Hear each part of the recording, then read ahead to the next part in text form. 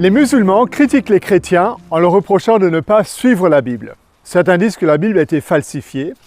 On va prendre un exemple aujourd'hui, l'exemple du sabbat et du dimanche. Les musulmans disent que la Bible parle du sabbat, alors pourquoi les chrétiens observent-ils le dimanche? D'autres disent que la Bible a été falsifiée, que la vraie Bible parle du sabbat, mais que Constantin a changé le sabbat en dimanche en changeant le texte. En fait, ils n'ont pas tout à fait tort.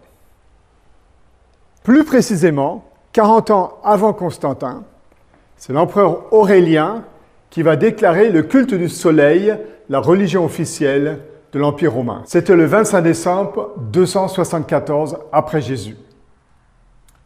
Constantin, lui, a continué à adorer le soleil.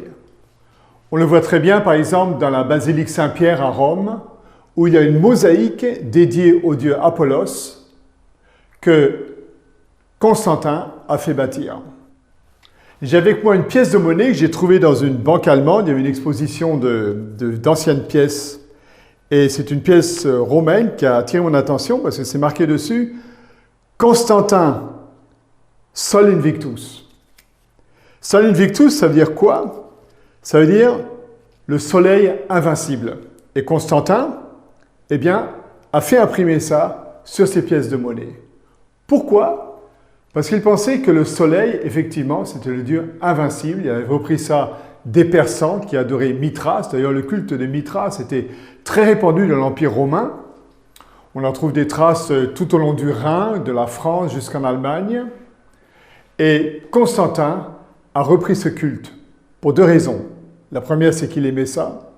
La deuxième, c'est que lorsqu'il a déclaré le christianisme religion officielle, eh bien, beaucoup de païens, c'est-à-dire de non-chrétiens, si vous voulez, ont continué à adorer leur dieu, et entre autres, bien sûr, le dieu Mithras ou le dieu du soleil.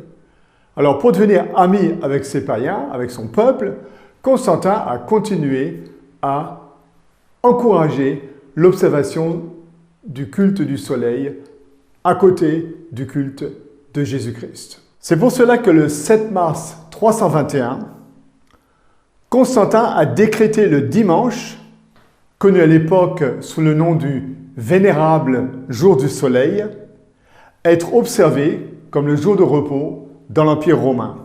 Je cite ici, « Tous les juges et les habitants de la ville doivent se reposer et tout travail artisanal doit cesser le dimanche sacré. » En fait, on retrouve ce texte beaucoup plus tard dans le Code de Justinien. C'est le texte que nous avons aujourd'hui. Ensuite, Julien, l'un des neveux de Constantin, et dernier empereur constantinien d'ailleurs, convoqua le concile de Laodicée, 363-364. Et c'est là que l'observance du sabbat a été interdite aux chrétiens et le repos dominical rendu obligatoire. Il n'y a pas longtemps, j'étais à Laodicée en Turquie et j'ai vu cette plaque où il est marqué « Les chrétiens ne doivent pas vivre à la manière des Juifs en cessant leur travail le jour du sabbat. En tant que chrétiens, ils doivent observer le jour du Seigneur et s'abstenir autant que possible de travailler ce jour-là. Chaque fois qu'ils seront trouvés vivant à la manière des Juifs, l'anathème du Christ sera prononcé contre eux. » Il est intéressant de noter que l'Église catholique elle-même a prétendu avoir le droit de modifier le 4e commandement, de modifier la loi éternelle de Dieu comme symbole de son autorité suprême. D'ailleurs, pas seulement cela qui s'est passé, l'Église a enlevé des 10 commandements le 2e, qui parle du culte des images, si bien que le 3e est devenu le 2e, le 4e le 3e, etc. Ensuite, ils ont divisé le 10e en 2 pour avoir 10 commandements. Ça n'a pas été fait dans la Bible. Ça a été fait dans les enseignements de l'Église. C'est-à-dire que la Bible catholique, la Bible protestante, toutes les Bibles ont les mêmes 10 commandements, ont le même texte. Mais lorsqu'on enseigne les enfants, voilà ce qu'on leur dit, ce qu'on appelle le catéchisme. On leur pose une question. Quel est le 3e commandement? Donc, 3e commandement, selon la manière de compter catholique. Les enfants répondent, le 3e commandement, eh bien c'est « Souviens-toi de sanctifier le jour du sabbat ». C'est exactement ce que la Bible nous dit ici. Souviens-toi du jour du repos pour le sanctifier. Donc ça, c'est ce que la Bible dit, c'est ce que l'Église enseigne aux enfants. Deuxième question, quel est le jour du sabbat? Réponse des enfants, le samedi est le jour du sabbat. Troisième question, alors pourquoi observons-nous le dimanche au lieu du samedi? Réponse, je cite, nous observons le dimanche au lieu du samedi parce que l'Église catholique a transféré la solennité du samedi au dimanche. Ensuite, une dernière question. De quel droit l'Église a-t-elle substitué le dimanche au samedi? Réponse, que les enfants doivent apprendre par cœur. L'Église a substitué le dimanche au samedi par la plénitude du pouvoir divin que Jésus-Christ lui a conféré. C'est tiré d'un catéchisme ici. J'ai encore d'autres citations ici tirées d'un autre catholique du XIXe siècle, un homme très important dont la citation n'a perdu rien de sa pertinence. Là aussi, on lui pose une question, avez-vous d'autres preuves que les protestants ne sont pas guidés par les Écritures, c'est-à-dire par la Bible? Et ce théologien catholique répond oui, tellement que nous ne pouvons en citer qu'un seul exemple dans ce petit ouvrage. Les protestants rejettent beaucoup de choses qui sont clairement contenues dans les Écritures, donc dans la Bible, et professent davantage de choses qui ne se trouvent nulle part dans le livre divin. Question, pouvez-vous donner quelques exemples des deux? La réponse la voici.